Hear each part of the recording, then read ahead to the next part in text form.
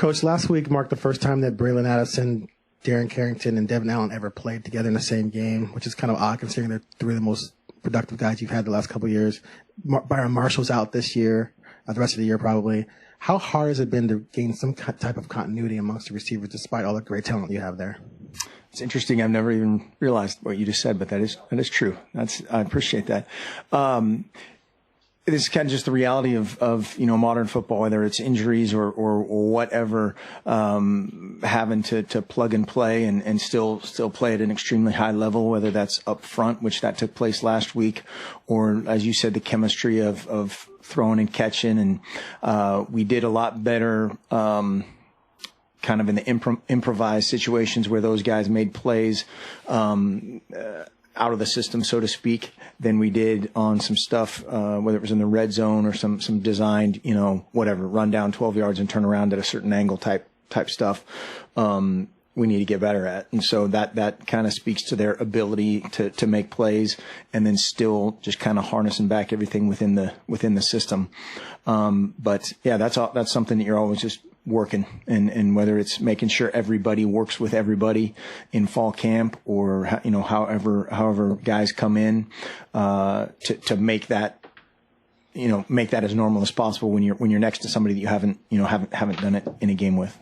The rapid pace of the reps in practice make it easier for guys to not even focus on who's next to them.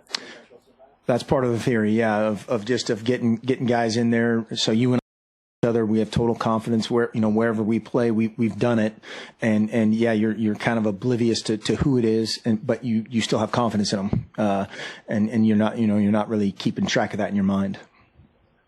Back friend in the back. You guys have talked about how Braylon can do a lot of things for you offensively, whether it be at Wildcat or running back or receiver.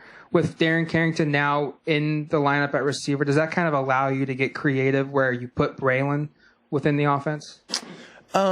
Maybe. I mean, yes and no. You're still developing. We've got some guys that are still kind of working their way, whether it's Darren or Devin or all these other guys that are kind of working their way into maybe a different percentage of game snaps. And so then that just kind of depends from there. But weekly, there's guys with nicks and dings that whether it's a backup tailback that you're taking some of those, reps away from, or a different position where you have to kind of just slide that scale of whether it's planning to get a ball to a guy in this scenario or whatever, and you have to have a backup for that, you have to have a backup for that position and a backup for your backup plan, and all those things are related. Preston Highfield on the left.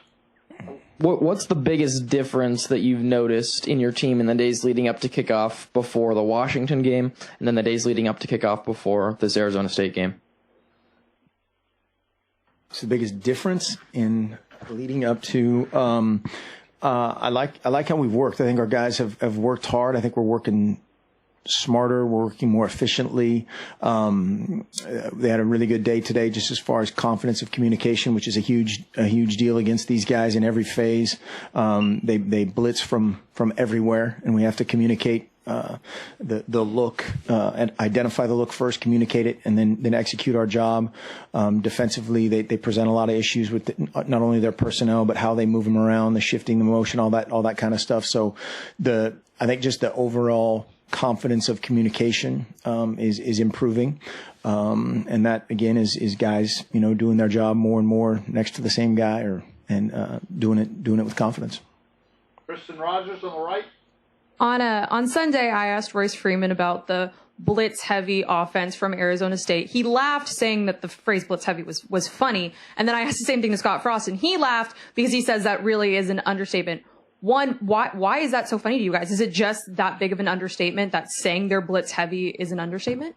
Probably, I would imagine. Yeah, that's their reaction to whatever compared to certainly to the teams we've played. They're much much higher percentage than is typical, and that's their deal, right? They want to get you behind in second and long, and then play with those looks and play coverage out of it if they kind of get ahead.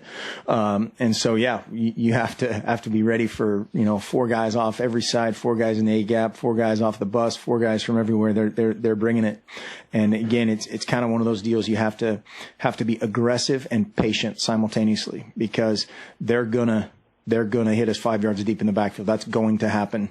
But the next play, we have to be aggressive. We have to trust it. The next drive, we have to be aggressive and trust it. That was Dave, and go from there.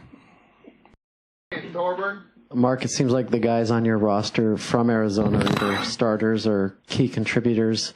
How much of a hand do you have in recruiting that state, having been at Arizona State before, and how important is Arizona for you guys? Arizona's a great state to recruit. I think it's a little over-recruited because guys used to go down there and want to play golf and do whatever in the spring, but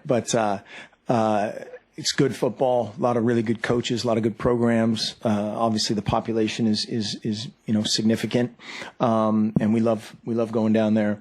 And yeah, the guys, whether it's Tyler Johnstone, Devin, anybody named Jalen Jelks, Jalen Brown, who else am I going to forget? Kenai, all those guys are certainly excited to go home. Yeah, having spent 5 years there, there are a ton of guys that are still coaching in Arizona that we have great relationships with, and we plan on using this to recruit a little bit too. Lindsay Snell, did you have a question? Yeah, can you hear me, Mark? Yes, and it's Schnell. Thanks, Mark. Yeah. As you guys lost a couple games, there were some outsiders who were thinking that the sky was falling in Eugene. And I know that as coaches, you say you ignore the media and ignore outsiders, but your kids are on social media. They hear all this. They're on campus. How did you make sure in the aftermath of the Utah loss that guys were not completely demoralized in the locker room with their confidence? Sure. We don't ignore the media. We pay great attention to the media. I think it's a fine line. Number one, the first thing is you be honest. And you be honest about solutions. You be honest about exactly what happened. Try to find out why it happened. Sometimes that's a little bit harder to harness, the answer to immediately of why a guy does something uncharacteristic or something that we've never taught or done before. Those things are hard to understand sometimes. And then you move forward. But just like, last year when we were the greatest team ever in the history of football, which wasn't true, we're not the worst team ever in the history of football this year. And so just constantly pursuing better, constantly working together is kind of two of the things that we talk about all the time in various ways. I think that is kind of easier said than done, but our guys have worked hard and our best football is still ahead of us. We're improving. As long as we're all in that same kind of vein, that's all we can do. Vernon said that he actually likes that people have these wild expectations as Duck fans, that he thinks it's appealing. He likes to go somewhere where the standard is high. Do you feel that or acknowledge that, or do you just wish people would mind their own business? No, absolutely. We are at a place where there's some percentage, whatever that is, that if you lose a game, whatever, it's fire me, drop football, whatever that extreme kind of reaction is, that there's a percentage like that. There's some percentage like that everywhere. But we're also a place where you can win it all. You can do things the right way. You can do all the things that we do, in the classroom, in the community, all the positive things that we do, that are awesome, that nobody talks about. And so, absolutely, you'd much rather, as a competitor, as a high level competitor, you'd much rather be at a place where, people care a lot than they don't. Yesterday, Frost was saying that he never wants to go too fast on offense and have it not work and then put the defense back out there again if they've been out there already quite a bit in a game. Do you take that into account with how selectively you use tempo in a season like this, how the defense has been doing? that's one of those things where you're constantly going back and forth, but you can't think that way. And, Frosty and I always talk about these kind of things too, of you can't operate going, what if this doesn't work? From his standpoint, that's something where, we'll either do something a little bit differently, whether it's a series of plays that we're checking, seeing what the defense is doing and trying to get in the best situation, or play with emotion, or play, something that just might take a little bit more time. But we also have to put our foot on the gas and do what we do. And it's always, working that fine line of trying to be in the perfect play versus just going and seeing if that's good enough. This is a two-parter. Where does DJ Foster kind of stack up against the, playmakers in the Pac-12, and then seeing as what he can do in the run game and the passing game, what Byron has shown here, Christian McCaffrey, is that kind of the new wave of football? Yeah, definitely. I think he appears to be exactly what you just said, that guy that can play a bunch of different positions. He has to be smart. He has to be tough. And those guys are hard to defend. And that, whether it's being able to line up in a conventional, whatever, 2-back, 1 tight end look and pound the ball and be really good at that, or line up in empty and be a route runner and be really good at that. He is very, very good. I think, it sounds like they're going to get the big guy back at tailback as well, DeMario. And so, it's just another element that you have to be prepared for. Any other questions? Justin?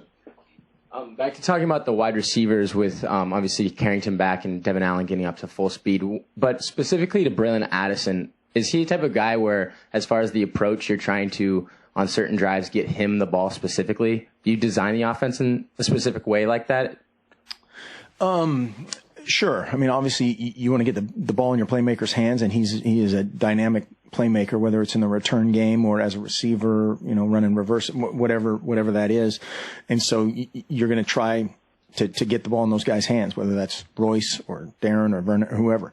And then you just have to have a backup plan. He's a guy that has played a ton in special teams. He played a lot offensively. We have to keep him fresh. We have total confidence in a guy like Kirk Merritt that is really getting better and better and better. You can see him growing up just before our eyes.